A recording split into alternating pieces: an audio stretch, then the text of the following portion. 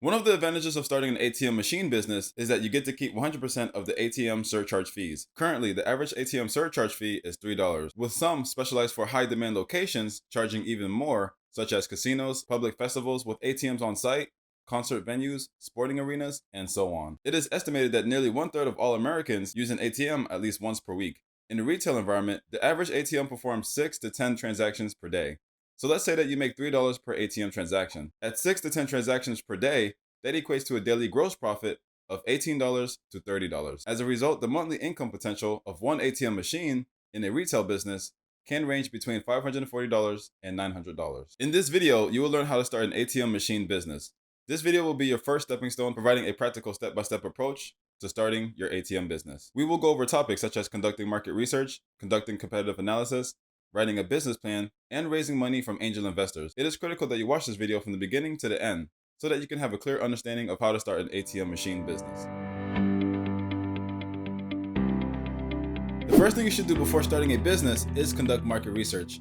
Consumer behavior and economic trends are combined in a market research to confirm and improve your business idea. It is critical to understand your customer base from the start. Market research allows you to reduce risk while increasing your chances of business profitability. Collect demographic data to better understand the opportunities and constraints for gaining customers. This can include demographic information such as age, wealth, family, interests, or anything else relevant to your business. Then, to get a good sense of your market, you should answer the following questions. 1. Demand. Is your product or service in high demand?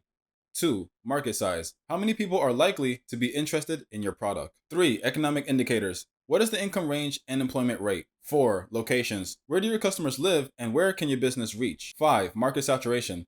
How many similar options do consumers already have? 6. Pricing. How much are potential customers willing to pay for these alternatives? You will want to stay current on small business trends. It is critical to understand the specific market share that will impact your profits.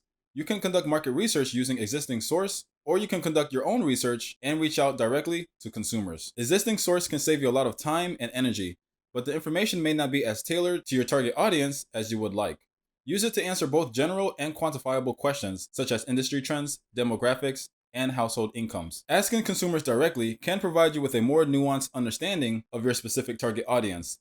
Direct research, on the other hand, can be time-consuming and costly. Use it to respond to questions about your specific business or customers, such as reactions to your logo, changes you can make to purchasing experience, and where customers might go instead of your business. Direct research methods include surveys, questionnaires, focus groups, and in-depth interviews. Following market research, the next step is to conduct competitive analysis to identify a market advantage. Competitive analysis allows you to learn from businesses that compete for your potential customers. This is critical for defining a competitive advantage that generates long-term revenue. Your competitive analysis should identify your competitors by product line or service, as well as market segment. Here are some characteristics to look for in the competitive landscape. 1. Market share. 2. Strengths and weaknesses. 3. Your window of opportunity to enter the market. 4. The importance of your target market to your competitors. 5. Any obstacles that may impede your entry into the market. And 6. Secondary or indirect competitors who may have an impact on your success. There may be numerous businesses competing to serve the same market that you are. The level of competition, the threats of new competitors or services, and the effect of suppliers and customers on prices are all important factors to consider. You should write a business plan after conducting competitive analysis to determine a market advantage. A good business plan will walk you through each stage of starting and running your company. Your business plan will serve as a roadmap for how to structure, run, and grow your new venture. It's a method of organizing your thoughts about the most important aspects of your business. Business plans can assist you in obtaining funding or attracting new business partners. Investors want to know that they'll get a good return on their investment. Your business plan will be the tool you use to persuade others that work with you or for investing in your company. You should choose a business plan format that works for you. There is no correct or incorrect way to write a business plan. What matters is that your plan meets your requirements. The majority of business plans fall into one or two categories: traditional or lean startup. Traditional business plans are more common. They follow a standard format and encourage you to go into details in each section. They usually necessitate more work up front and can be many pages long. Lean startup business plans are less common, but they still follow a standard format. They concentrate on summarizing only the important points of your plan's key elements. They can be made in as little as an hour and are usually one page long. If you are very detail-oriented, want a comprehensive plan, or intend to seek funding from traditional sources, you may prefer a traditional business plan format. You are not required to follow a specific business plan outline when writing your business plan. Instead, use the sections that make the most sense for your company and its requirements. Traditional business plans include some of these 9 sections. 1. Executive summary. Tell your readers about your company and why it will be profitable in a few sentences. Include your company's mission statement, product or service, and basic information about its leadership team, employees, and location. If you intend to seek funding, you should also include financial information and high-level growth plans. 2. Company description. Provide detailed information about your company in your company description. Explain in detail how your company solves problems. Make a list of consumers, organizations, or businesses that your company intends to serve. Describe the competitive advantages that will help your company succeed, such as, is your team comprised of experts, or have you found the ideal location for your business? This is the place to talk about your company's strengths. 3. Market research. You'll need to be well versed in your industry outlook and target market. Competitive research will show you what other companies are doing and their strengths. Look for trends and themes in your market research, such as what are the actions of successful competitors? What makes them so effective? And also, are you able to do it better? This will be the time to respond to these questions. 4. Management and organization. Tell your reader how your company will be organized and who will be in charge. Describe your company's legal structure. Indicate whether you plan to incorporate your business as a C or S corporation, a general or limited partnership, or as a sole proprietorship or limited liability company, LLC. In your company, use an organizational chart to show who is in charge of what. Demonstrate how each individual's unique experience will contribute to the success of your venture. Consider including resumes and curriculum vitae for key members of your team. 5. Product or service line. Describe the product or service you provide. Describe how it benefits your customers and the product life cycle. Share your intellectual property plans, such as copyright or patent filings. Explain in detail if you are conducting research and development for your service or product. 6. Sales and marketing. A marketing strategy cannot be approached in a single way. Your strategy should evolve and change to meet your specific requirements. This section's goal is to describe how you plan to attract and retain customers. You'll also describe how a sale will take place. This section will be referred to later when making financial projections, so make sure to thoroughly describe your entire marketing and sales strategy. 7. Request for funding. If you're requesting funding, this is where you'll detail your funding needs. Your goal is to clearly explain how much funding you'll require over the next 5 years and how you intend to use it. Indicate whether you want debt or equity, the terms you want, and the length of time your request will last. Provide a detailed description of how you intend to use your funds. Indicate whether you require funds to purchase equipment or materials, pay salaries, or cover specific bills until revenue increases. Include a description of your future strategic financial plans, such as debt repayment or the sale of your business. 8. Financial projections. Financial projections should be included with your funding request. Your goal is to persuade the reader that your company is stable and will be highly profitable. Include income statements, balance sheets, and cash flow statements for the last 3 to 5 years if your company is already established. If you have any other collateral that could be used to secure a loan, make sure to include it as well. Provide a financial forecast for the next 5 years. Forecasted income statements, balance sheets, cash flow statements, and capital expenditure budgets are all included. Be even more specific in the first year using quarterly or even monthly projections. Make certain that your projections are clearly explained and that they correspond to your funding request. This is an ideal place to use infographics to tell your company's financial story. 9. Appendix. Provide supporting documents or other materials that were specifically requested in your appendix.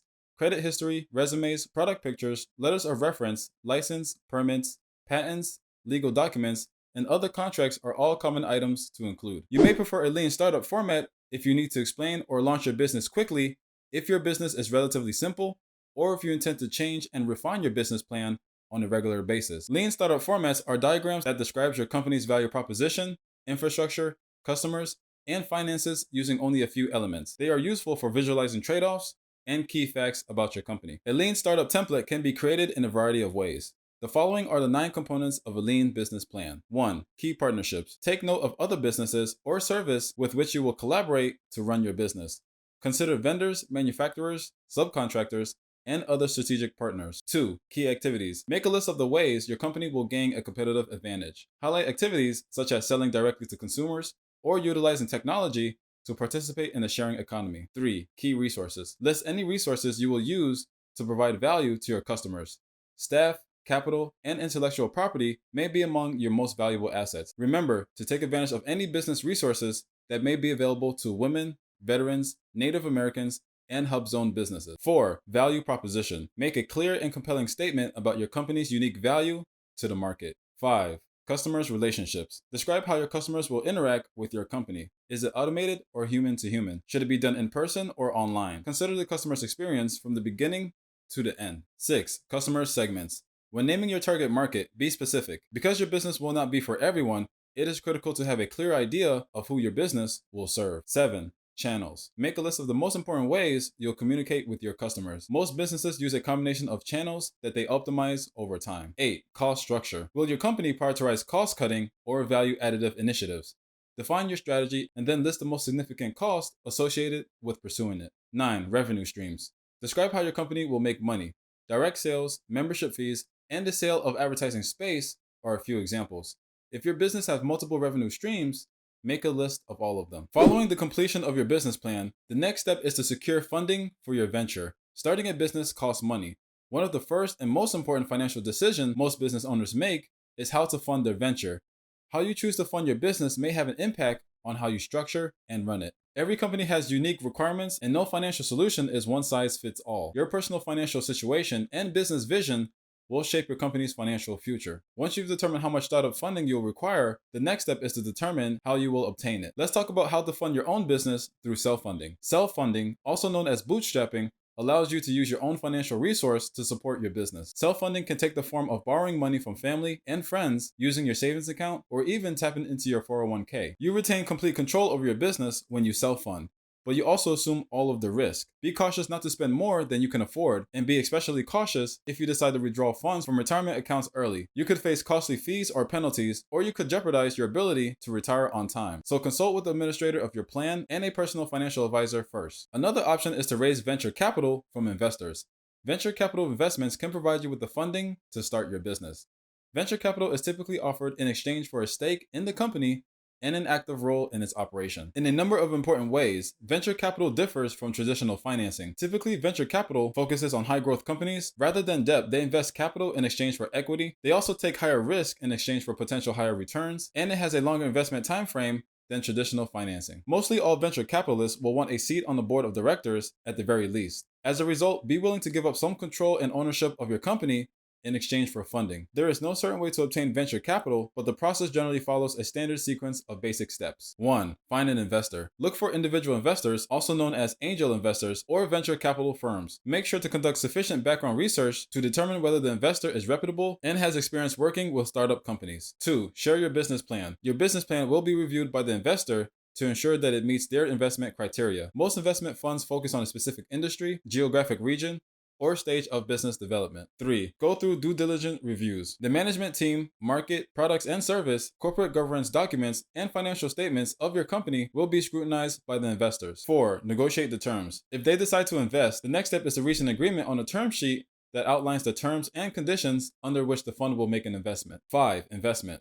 You can get the investment once you agree on a term sheet. When a venture fund invests, it becomes an active participant in the company. Venture capital is typically provided in rounds. As the company achieves milestones, additional rounds of financing are made available, with price adjustments as the company executes its plan. If you found this video useful, please show your appreciation by clicking on the like button. Also, let us know in the comments if you'd like us to make a long, in-depth follow-up video to learn more about how to start this business. Also, don't forget to click the subscribe button to see more videos from Shaun Academy, an extension for education.